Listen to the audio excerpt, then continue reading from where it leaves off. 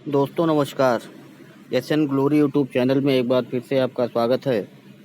DElEd second semester के अंतर्गत चर्चा करेंगे प्रथम प्रश्न पत्र में वैदिक काल में शिक्षा का स्वरूप क्या था और वैदिक काल की शिक्षा की प्रमुख विशेषताएं क्या थीं। तो भारतीय सभ्यता एवं संस्कृति की अगर बात की जाए तो संसार की सबसे प्राचीनतम संस्कृति एवं सभ्यता है ये। यह सभी मानते हैं कि जो भारतीय वेद हैं वो संसार के प्राचीनतम ग्रंथ हैं। सामान्यतः वेदों को जो है वो धार्मिक ग्रंथों के रूप में देखा समझा जाता था, परंतु वास्तव में वेद उस समय के ज्ञान के कोश हैं। केवल धार्मिक ग्रंथ ही नहीं थे, वो ज्ञान के कोश हैं। इनमें उस समय तक आर्यों द्वारा खोजा एवं विकसित किया गया समस्त भौतिक एवं आध्यात्मिक ज्ञान सूत्र रूप में संग्रहित है।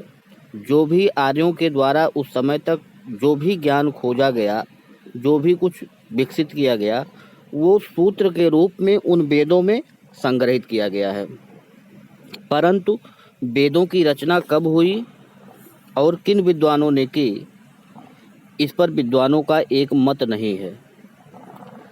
सबसे पहले जर्मन विद्वान मैक्स मूलर भारत आकर इस क्षेत्र में शोध कार्य किए और उनके अनुसार वेदों में सबसे प्राचीन वेद ऋग्वेद है और इसकी जो रचना है, इसके रचना का जो काल है वो 1200 ईसा पूर्व मैक्स मूलर के अनुसार बताई गई थी।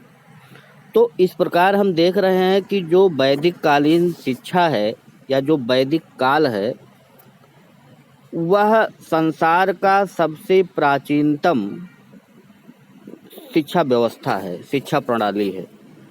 तो उस शिक्षा प्रणाली की कुछ विशेषताएं होंगी, तो आइए चर्चा करते हैं कि उसकी कौन कौन सी विशेषताएं हैं।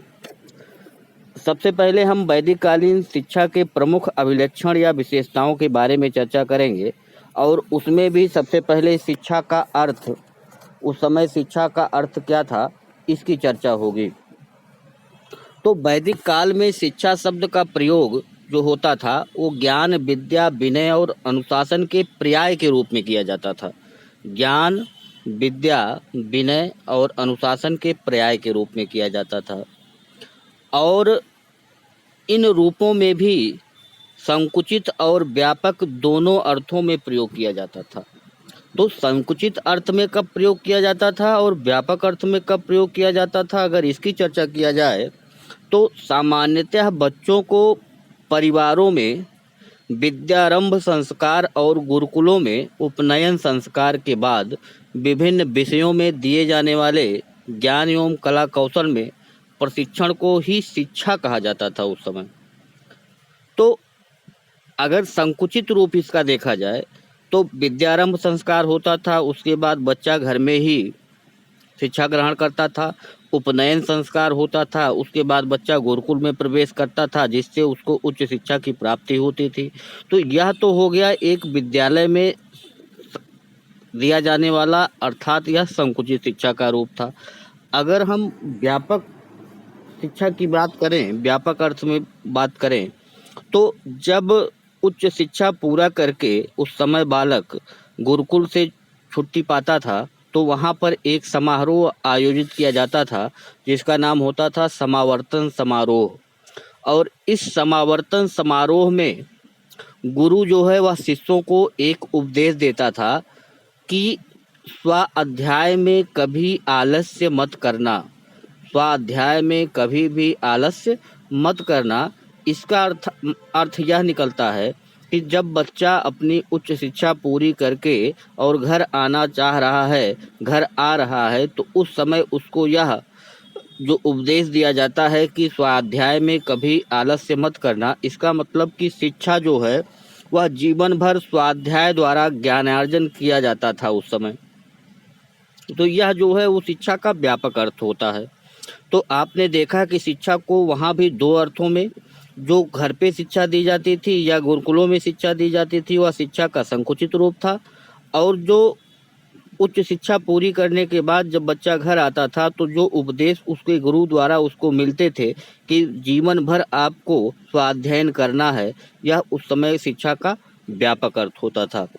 अब अगर इसके आगे चर्चा करें तो उस समय शिक्षा का प्रशासन एवं वित्त किस प्रकार था। तो शिक्षा का प्रशासन एवं वित्त की अगर बात की जाए तो शिक्षा के प्रशासन में का मतलब होता है कि उस समय शिक्षा पे नियंत्रण किसका था, किसकी जिम्मेदारी थी शिक्षा देना, और जो शिक्षा देने के पीछे जो खर्चा आता था वह खर्चा कहाँ से आता था, उसका बंदोबस्त कैसे होता था। तो सबसे पहला पॉइंट शिक्षा का प्रशासन एवं वित्त में हम देखेंगे कि शिक्षा जो उस समय की थी वह राज्य के नियंत्रण से मुक्त थी, अर्थात उस पर राज्य का कोई नियंत्रण नहीं था। जिस प्रकार से आज शिक्षा का नियंत्रण राज्य का है, उस समय कोई भी नियंत्रण नहीं था, यानी कि शिक्षा का बंदोबस्त करना किसी राज्य का उत्तरदायित्व नहीं था। उस समय शिक्षा पूर्ण रूप से गुरु जो होते थे उनके व्यक्तिगत नियंत्रण में थी, यानी कि जो प्रशासन का काम होता था वह उस समय के जो गुरु होते थे, जो ऋषि मुनि होते थे, उनके नियंत्रण में था। और शिक्षा जो थी वह बिल्कुल एकदम निःशुल्क दी जाती थी।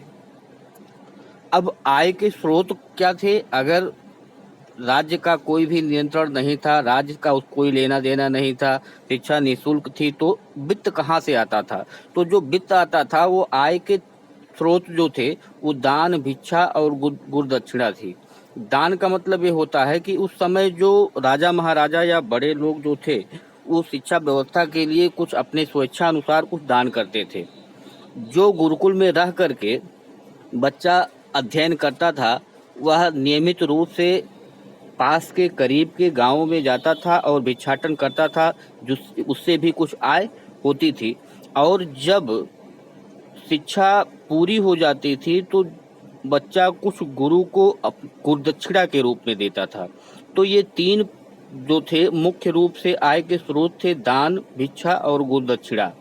तो अगर इसको हम समराइज करें तो कह सकते हैं कि शिक्षा का प्रशासन एवं वित्त के अंतर्गत शिक्षा उस समय राज्य के नियंत्रण से मुक्त थी, शिक्षा बिल्कुल निःशुल्क थी, और जो वित्त के स्रोत थे, आय के जो स्रोत थे, वो दान, भिक्षा और गुरुदक्षिणा था। दान जो उस समय के जो बड़े बड़े लोग थे वो दिया करते थे, भिक्षा जो बालक पढ़ता था वह पास के गांव में जाता था, भिक्षाटन करता था, और गुरुदक्षिणा जब बच्चा पास होकर के निकलता था तो अपने गुरु को वह कुछ ना कुछ भेंट करता था, जिसको ही गुरुदक्षिणा कहा गया था। अब आगे अगला हेडिंग देखते हैं, नंबर 3, शिक्षा की संरचना एवं संगठन कैसा था। शिक्षा की संरचना कैसी थी और उसका संगठन कैसा था। तो संरचना और संगठन वहाँ पे केवल शिक्षा जो है वो 2 भागों में विभाजित था, प्रारंभिक शिक्षा और उच्च शिक्षा। जो प्रारंभिक शिक्षा होती थी वह विद्यारंभ संस्कार के द्वारा, जो लगभग जब बच्चा 5 वर्ष का हो जाता था तो जो उस घर का पुरोहित होता था वह आता था और बच्चे को नया कपड़ा पहना करके और विद्यारंभ संस्कार करता था। उसके बाद बच्चा घर पे ही रह करके पढ़ाई अपना शुरू कर देता था। लेकिन जब बच्चा थोड़ा सा और बड़ा होता था तो उस समय वह उच्च शिक्षा में प्रवेश करता था, और यह आयु लगभग 8 से 12 वर्ष मानी गई है। और जब 8 से 12 वर्ष का बच्चा हो जाता था तो उसको ले जा करके गुरुकुलों में प्रवेश दिलाया जाता था, और तब एक संस्कार होता था, उपनयन संस्कार, यानी उपनयन संस्कार के बाद ही बच्चा उच्च शिक्षा में प्रवेश करता था। तो जो संरचना एवं संगठन है उस समय शिक्षा का केवल 2 है, प्रारंभिक शिक्षा जो विद्यारंभ संस्कार के द्वारा शुरू होता था और लगभग 5 वर्ष की आयु में शुरू होता था, और यह शिक्षा बच्चा घर पे ही सीखता था। और अगर उच्च शिक्षा की बात की जाए तो यह 8 से 12 वर्ष की आयु प्राप्त करने के बाद बच्चा गुरुकुलों में जाता था, जहां पर उसका उपनयन संस्कार होता था, और उसके बाद बच्चा उच्च शिक्षा गुरुकुल में रह करके ही प्राप्त करता था। आगे वैदिक कालीन शिक्षा के प्रमुख उद्देश्य एवं आदर्श क्या क्या थे, अगर इसकी चर्चा की जाए कि उस समय शिक्षा के उद्देश्य क्या हुआ करते थे। तो सबसे पहला जो उद्देश्य निकल के आ रहा है, स्वास्थ्य एवं संरक्षण एवं संवर्धन, स्वास्थ्य संरक्षण एवं संवर्धन का। स्वास्थ्य संरक्षण एवं संवर्धन, आप देखेंगे जो वैदिक कालीन शिक्षा प्रणाली है, उसका जो सबसे प्रमुख उद्देश्य होता था वह आध्यात्मिक उन्नति हुआ करती थी, आध्यात्मिक उन्नति। और इस आध्यात्मिक उन्नति के कारण ही जब तक कोई भी बच्चा, कोई भी मानव स्वस्थ नहीं होगा, तब तक वह आध्यात्मिक रूप से भी उन्नति नहीं कर सकता है। तो वहाँ पे बच्चे का स्वास्थ्य संरक्षण एवं संवर्धन के साथ साथ उसकी आध्यात्मिक उन्नति की व्यवस्था होती थी और बच्चे के ज्ञान का विकास किया जाता था। और साथ ही साथ आध्यात्मिक उन्नति के लिए जो आवश्यक है कि बच्चे में नैतिक एवं चारित्रिक विकास भी अच्छे से हो। तो इस तरीके से जो पहला उद्देश्य निकल के आया वो आध्यात्मिक उन्नति, स्वास्थ्य संरक्षण एवं संवर्धन, ज्ञान का विकास, उसके बाद नैतिक एवं चारित्रिक विकास। नेक्स्ट देखेंगे तो जो पांचवा उद्देश्य निकल के आया, संस्कृति का संरक्षण एवं विकास। ये हर समय की शिक्षा का उद्देश्य होता है, चाहे वर्तमान शिक्षा ले लीजिए, चाहे बौद्धकालीन शिक्षा, चाहे मुस्लिम कालीन शिक्षा। तो ये हर समय की शिक्षा का उद्देश्य होता है कि उस समय की जो संस्कृति और सभ्यता है उसका संरक्षण और विकास करना। तो वैदिक कालीन शिक्षा का भी प्रमुख उद्देश्य था कि संस्कृति का संरक्षण एवं विकास करना। अगला उद्देश्य था सामाजिक एवं राष्ट्रीय कर्तव्यों का बोध एवं पालन करना। जब बच्चा पढ़ लिख करके निकलता था तो उसके बाद वह समाज में जाकर के रहता था और उसके अंदर अगर सामाजिकता नहीं होगी तो वह समाज में नहीं रह पाएगा। तो वहाँ पे सामाजिकता एवं राष्ट्रीय कर्तव्यों का बोध एवं पालन करने की शिक्षा उसको स्पष्ट रूप से गुरुकुलों में दी जाती थी। और जो सबसे प्रमुख था कि जीविकोपार्जन एवं कला कौशल की शिक्षा, जिससे बच्चा जो अपना आने वाला भावी जीवन है उसमें बच्चा जा करके यह सीख सके, यह देख सके, यह कर सके कि अपना जो जीवन हो वह सुखी पूर्वक वह व्यतीत कर सके। तो वहाँ पे उस बच्चे को जीविकोपार्जन एवं कला कौशल की शिक्षा दी जाती थी, जिससे उसका भावी जीवन हो वह सुखी पूर्वक व्यतीत करने में समर्थ हो। नंबर 5 देखेंगे, शिक्षा की पाठचर्या उस समय क्या थी। तो अगर शिक्षा की पाठचर्या की बात की जाए तो शिक्षा की जो पाठचर्या थी वह 2 भागों में विभाजित थी। पहला प्रारंभिक शिक्षा की पाठचर्या और दूसरा उच्च शिक्षा की पाठचर्या।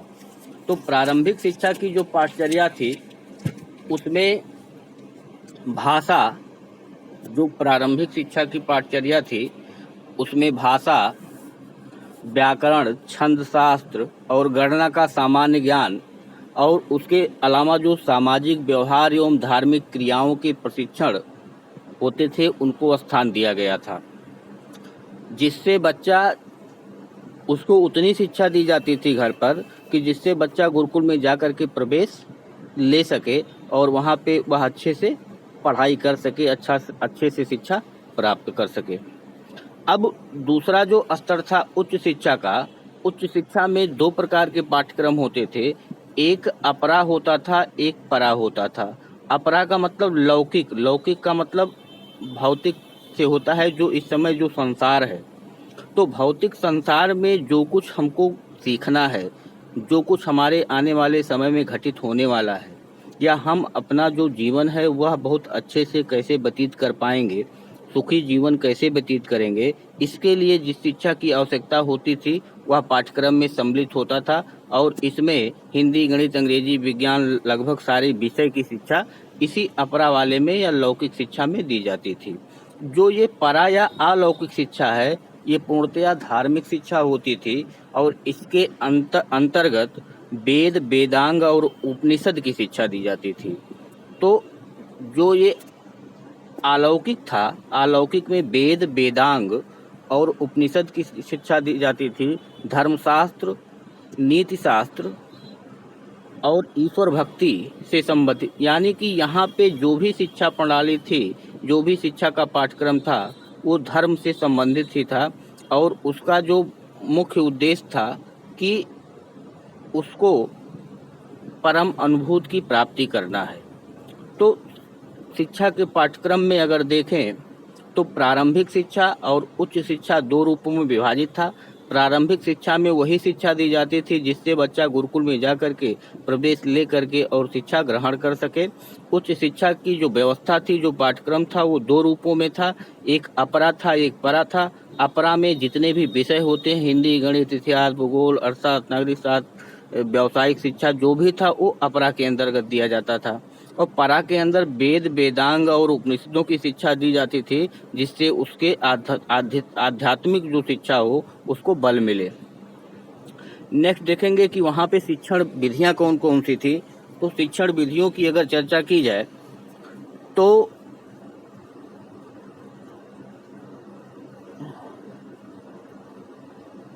शिक्षण विधियों की अगर चर्चा की जाए तो सबसे पहले शिक्षण विधि अनुकरण विधि, आवृत्ति विधि, कंठस्थ विधि।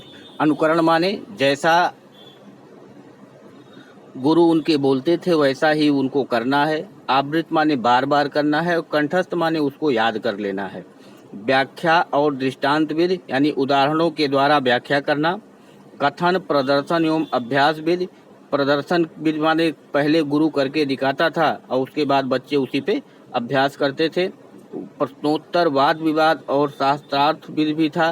प्रश्नोत्तर, बच्चे प्रश्न पूछते थे, जो गुरु होते थे उत्तर देते थे, बच्चों में या वाद विवाद होता था।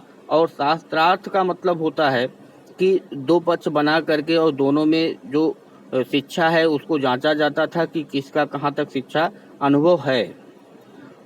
आगे अगर देखा जाए तो श्रवण, मनन और निधिध्यासन, सुन करके, मनन करके और उसको चिंतन करके जो विधि थी वो एक शिक्षण विधि थी। तर्क विधि, तर्क के आधार पे चीज़ों को सोचना। और कहानी विधि, यह शिक्षण विधियाँ वैदिक कालीन की प्रमुख शिक्षण विधियाँ थी। तो इस प्रकार से हमने देखा कि उस समय शिक्षा का अर्थ क्या था, शिक्षा का प्रशासन एवं वित्त की व्यवस्था कैसे होती थी, शिक्षा की जो उद्देश्य थे वो कौन कौन से उद्देश्य थे। उसके बाद हमने चर्चा किया शिक्षा की पाठचर्या क्या क्या थी। उसके बाद शिक्षण विधियाँ कौन कौन सी थी। तो ये जो है इतना आप एक बार सुनिए, देखिए। और आगे जो है इसमें अभी कम से कम 8-10 हेडिंग है जो नेक्स्ट वीडियो में हम लेकर के आएंगे। धन्यवाद।